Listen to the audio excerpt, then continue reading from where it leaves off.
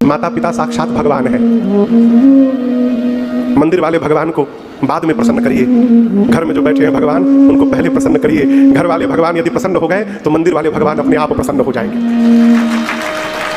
मैं आपको प्रमाण समेत कह रहा हूं, माता पिता क्यों भगवान है। जीवन के जितने संबंध हैं उनका दर्शन करिए। नाम लीजिए, मामा, मामा के साथ बोला करिए, मामा, चाचा, नाना, काका, फूफा, फूफा फूफी, है ना।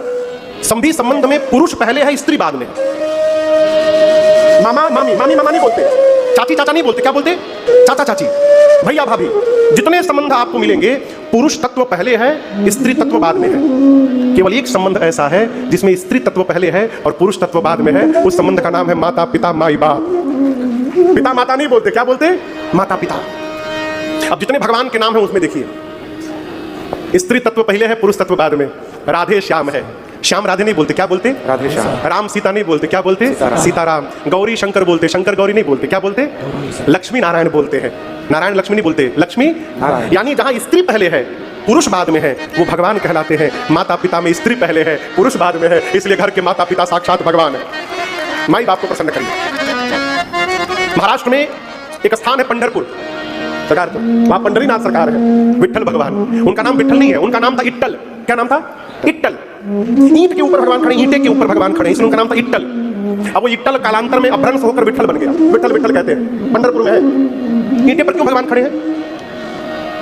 वहां उनके एक भक्त थे जिनका नाम था पुंडरीक। भक्त का नाम था पुंडरीक। वो अपने माता पिता के भक्त थे, माता पिता की सेवा करते थे और जितनी निष्ठा से वो माता पिता की सेवा करते थे, उनकी निष्ठा देख करके माता पिता में भगवान उनको दर्शन देने उनके घर आ गए।